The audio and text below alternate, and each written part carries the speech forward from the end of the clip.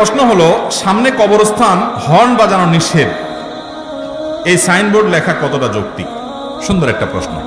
অনেক কবরস্থানের পাশে লেখা থাকে সামনে কবরস্থান, হর্ন বাজানো নিষেধ। এই সাইনবোর্ড কেন লাগানো হয় আমার জানা নাই।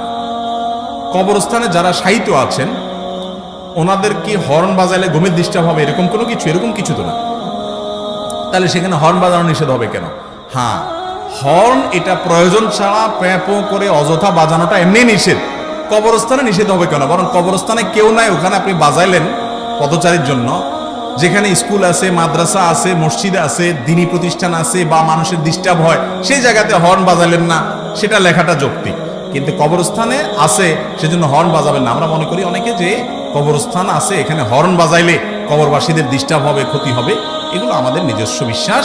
আমরা যতটুকু জানি কবরস্থানের ওখানে আশেপাশে আওয়াজ হলে কবরবাসীদের কোনো ক্ষতি হয় এমন কোনো কথা না। তবে হ্যাঁ, এটা ঠিক যে হর্নের মধ্যে বিশেষ করে কিছু কিছু হর্ন আছে যে হর্নগুলো আপনার কি বলা যায়, আজকাল তো কিছু হর্ন বাইর হয়েছে এমন আপনার যেটা মিউজিক্যাল ইনস্ট্রুমেন্ট ব্যবহার করে যেরকম হয় ওরকম।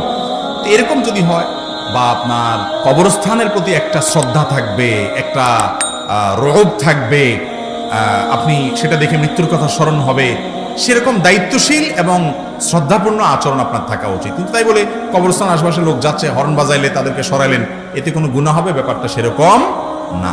কবরস্থানের পবিত্রতা বা মর্যাদা যেন রক্ষা হয় সেই চেষ্টা করতে হবে, সেটা ভিন্ন কথা। কিন্তু হর্ন বাজালে যে নষ্ট হয়ে যাবে, গুনাহ হয়ে যাবে, মানুষকে সরাইতে গেলে এরকম কোনো কথা নেই।